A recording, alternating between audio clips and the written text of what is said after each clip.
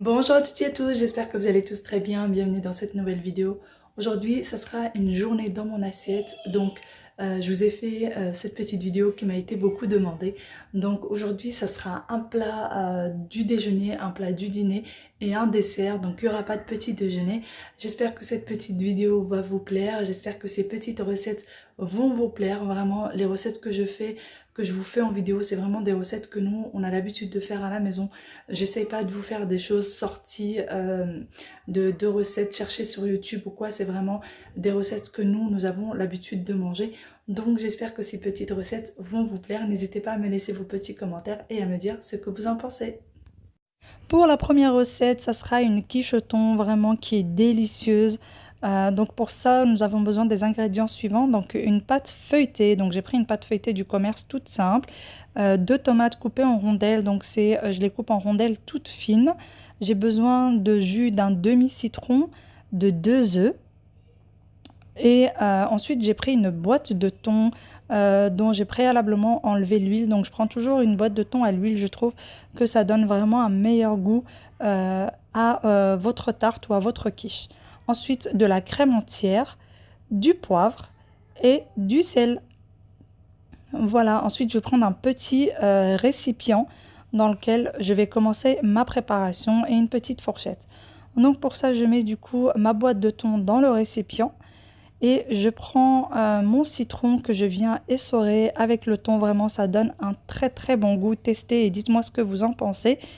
Voilà, ensuite je viens mettre un petit peu de poivre et un tout petit peu de sel, mais vraiment très très très peu de sel. Ensuite, je mélange bien tout ensemble et je vais réserver ce mélange.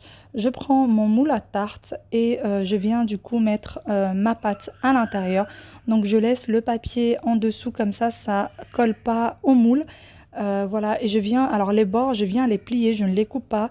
Les bords de la tarte qui vont dépasser, je viens les plier et ça donne un croustillant quand c'est bien cuit. Et ensuite, je prends ma paire de ciseaux et je coupe tout le papier qui reste autour pour que ça évite tout simplement de brûler au four. Et voilà, il y a un petit ingrédient que j'ai oublié de vous dire, donc c'est la moutarde. Donc je prends de la moutarde forte.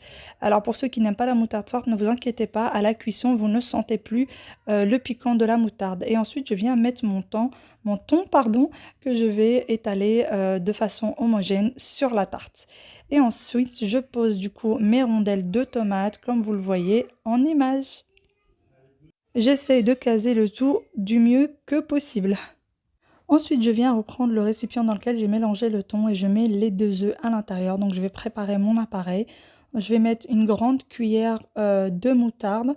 Je viens mettre ma crème. Donc, je mets toute la brique de crème, un peu de poivre et une petite pincée de sel et je mélange le tout généreusement. Qu'ensuite, je vais venir tout simplement verser sur ma tarte. Donc, j'essaye de verser ça de façon homogène. Et ensuite, je vais venir un peu bouger mon plat pour que le tout soit bien homogène.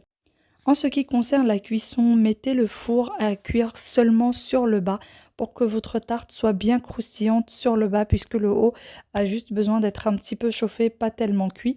Et votre tarte sera très très croustillante sur le dessous et en haut elle sera bien cuite. Pour les personnes qui ont un four où vous trouvez le mode pain, mettez-la sur le mode pain et laissez donc votre tarte à 190 degrés pour 45 minutes et elle sera très croustillante et très très bonne.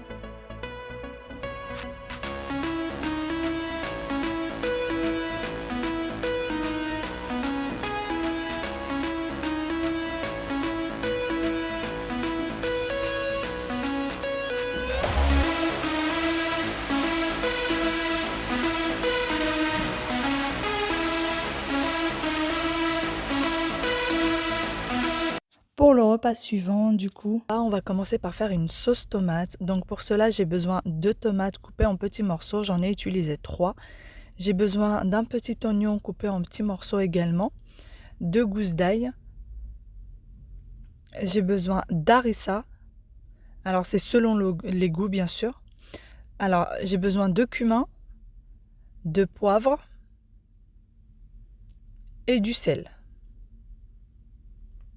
Voilà, c'est les ingrédients que j'aurai besoin pour faire ma petite sauce tomate.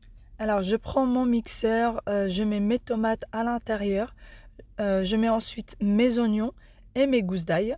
Et je vais mixer le tout. Alors c'est une collègue qui m'en a parlé de cette méthode-là et vraiment c'est délicieux. La sauce tomate faite comme ça est vraiment délicieuse. Ensuite je prends une poêle, je la fais préchauffer et je verse un peu d'huile d'olive à l'intérieur. Et je prends ma sauce tomate que je viens verser dans ma poêle. Comme vous voyez, donc je verse l'intégralité de la sauce tomate. Je mets ensuite un petit peu d'harissa, donc selon les goûts toujours.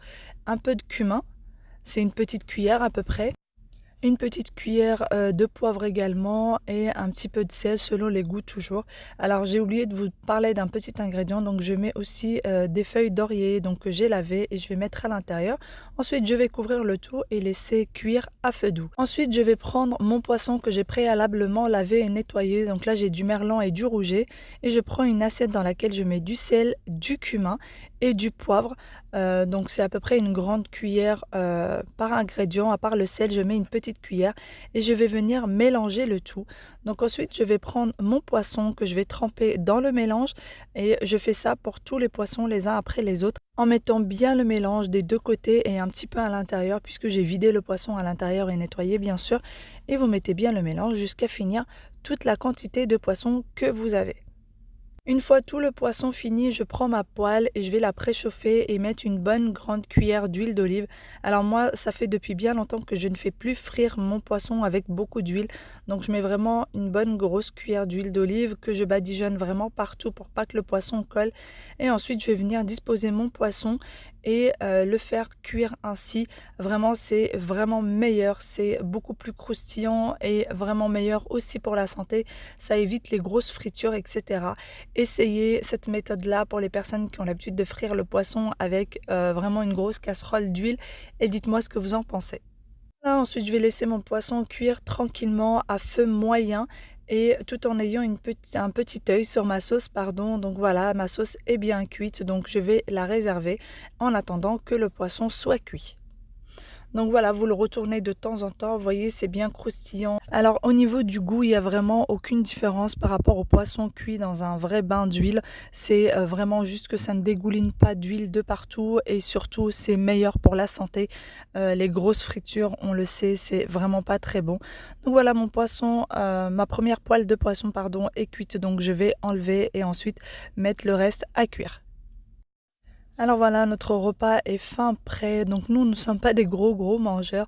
Donc ce petit repas va largement nous suffire. On a la petite sauce tomate, les poissons, des petits olives et il y aura des petits morceaux de pain. Donc on aurait pu mettre une salade, mais c'est vrai qu'on n'est pas des grands fans de salade. Alors pour ce soir-là, j'avais envie d'un fondant au chocolat. Donc pour cela, j'ai besoin des ingrédients suivants. J'ai besoin de 3 œufs, de 50 grammes de farine. Là, j'ai fait fondre du beurre avec du chocolat. Donc j'ai besoin de 130 grammes de beurre et 160 grammes de chocolat noir fondu. Et j'ai besoin de 150 grammes de sucre en poudre. Donc voilà, on va passer du coup à la réalisation. Alors les fondants au chocolat sont très simples à faire et très rapides à faire. Donc pour commencer, je vais mettre mon mélange de beurre et de chocolat dans un grand récipient pour pouvoir mélanger le tout. Donc je mets tout mon chocolat et mon beurre fondu et ensuite je vais venir rajouter les 3 œufs d'un seul coup et mélanger le tout, vraiment bien fouetter le tout jusqu'à ce que le mélange soit homogène avant de rajouter le reste des ingrédients.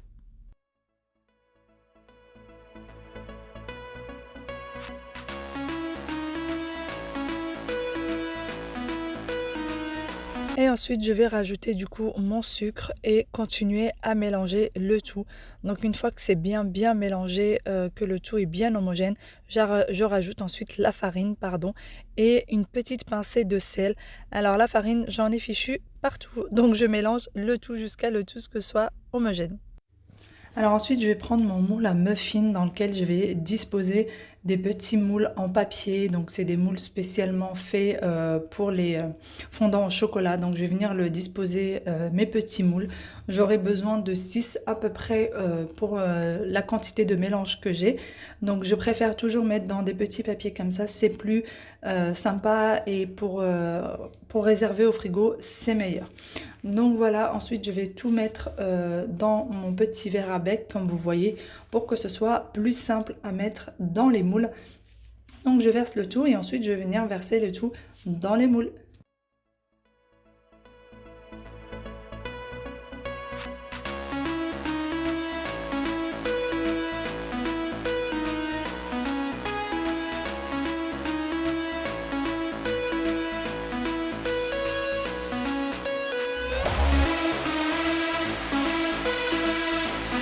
Alors voilà, le mélange est prêt. Donc moi j'aime bien le cœur bien fondant. Donc pour ça, je viens mettre un carré de chocolat à l'intérieur de chaque moule pour que ce soit bien fondant une fois à la cuisson. Mes fondants au chocolat sont cuits, donc pour la cuisson c'est un four à 200 degrés et 10 minutes de cuisson si vous les voulez bien fondants, et si jamais vous les voulez un peu plus durs à l'intérieur, eh bien vous les laissez 12 minutes au four. Donc voilà, moi j'aime bien quand c'est bien fondant, donc je les ai laissés seulement 10 minutes. Voilà, mes petites recettes sont terminées, donc j'espère que cette petite vidéo vous aura plu, j'espère qu'elle vous a donné des idées, et si jamais vous reproduisez les recettes, n'hésitez pas à me laisser un petit commentaire. Je vous fais de très gros bisous et je vous dis à très bientôt dans une nouvelle vidéo. Prenez soin de vous.